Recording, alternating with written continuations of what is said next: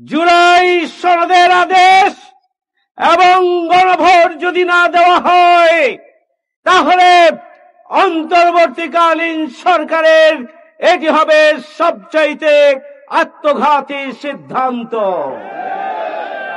জুলাই সনদের আইনি ভিত্তিক দেওয়ার জন্য গণভোট জাতীয় নির্বাচনের দিনে দেওয়ার অর্থ হচ্ছে গণভোট যেটি জুলাই সনদের আইনি ভিত্তি দেওয়ার বিষয়টিকে হালকা করে দেয়া, জাতীয় নির্বাচনের জন্য সবাই ব্যস্ত থাকবেন, আর গণভোটের যে লক্ষ্য সেই লক্ষ্য সেখানে অর্জন করা সম্ভব হবে না বিধায় কোনোভাবেই এটা মূল্য পাবে না, এটা মূল্যহীন, এটা জুলাই সনদের সাথে অবমাননা, এটা জুলাই যোদ্ধাদের সাথে অবমাননা ছাড়া আর কিছু নয়।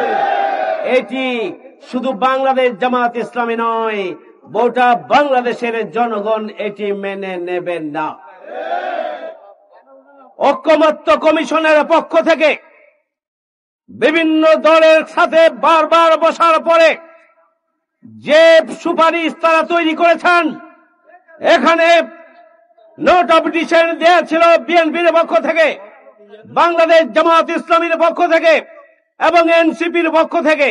ঐকমত্য কমিশন সার্বিক বিবেচনা করে সবার নোট অফ ডিসেন্ট বাতিল করে একটা পরিপূর্ণ সুপারিশ দিয়েছেন। পৃথিবীর ইতিহাসে সুপারিশ দেওয়ার জন্য এটি হচ্ছে গ্রহণযোগ্য পদ্ধতি। গণভোটের জন্য যে সুপারিশ দেওয়া হবে সেখানে নোট অফ ডিসেন্ট থাকতে পারে না, এটা পৃথিবীর কোথাও নেই। অথচ গায়ের জোরে একটা রাজনৈতিক দল অন্তর্বর্তীকালীন সরকারের উপরে প্রভাব খাটিয়ে এবং কয়েকজন উপদেষ্টার সাথে যোগ সাজস করে ঐকমত্য কমিশনের যে রিপোর্ট, সরকার যে রিপোর্টকে অনুমোদন দিয়েছে, যে সনদকে অনুমোদন দিয়েছে, সেই সনদে পরিবর্তনের জন্য ষড়যন্ত্র করছেন। আমরা বাংলাদেশের জনগণ এই ধরনের কোন চক্রান্ত ষড়যন্ত্র আমরা মেনে নেব না। পরিষ্কার কথা, নভেম্বর মাসের মধ্যে গণভোট দিতে হবে। পরিষ্কার কথা, লেভেল প্লেইং ফিল্ড নিশ্চিত করতে হবে। আইন শৃঙ্খলা বাহিনী এবং জনপ্রশাসনের নিরপেক্ষ ভূমিকা নিশ্চিত করতে হবে। খুনি সন্ত্রাসীদের বিচার করতে হবে। খুনিদের দোষরদেরকে রাজনীতি করার অধিকার থেকে অবশ্যই তাদেরকে জনগণের স্বার্থে রাজনৈতিক অধিকার থেকে তাদেরকে বঞ্চিত করতে হবে। অধিকার থেকে তাদেরকে কোনোভাবেই আগামী দিনে ফ্যাসিস্ট অপশক্তি যদি রাজনীতি করার সুযোগ না পায়, যারা আওয়ামী লীগকে ফ্যাসিস্ট বানিয়েছে তাদেরও এদেশে রাজনীতি করার কোনো অধিকার নেই। সুতরাং অবিলম্বে জনগণের দাবি মেনে নিতে হবে।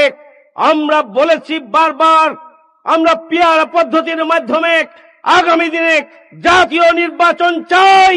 আপনারা উচ্চ কক্ষে পিয়ার পদ্ধতি রেখেছেন, আপনাদেরকে অভিনন্দন, কিন্তু সেটি নিয়েও ষড়যন্ত্র চলছে। সেই ষড়যন্ত্র আমরা বরদাস্ত করব না।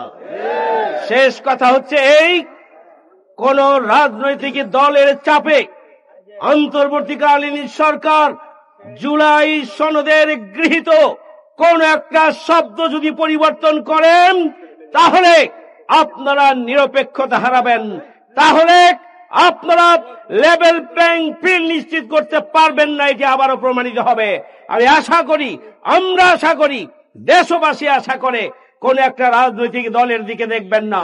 দেশের কল্যাণে, মানুষের কল্যাণে আগামী দিনে একটা গণতান্ত্রিক রাষ্ট্র কাঠামো গড়ে তোলার জন্য, আগামী দিনে ফ্যাসিবাদ মুক্ত নতুন বাংলাদেশের অভিযাত্রাকে এগিয়ে নেওয়ার জন্য আপনারা জুলাই সনদের আইনি ভিত্তি দেওয়ার জন্য অবিলম্বে গণভোটের তারিখ ঘোষণা করবেন।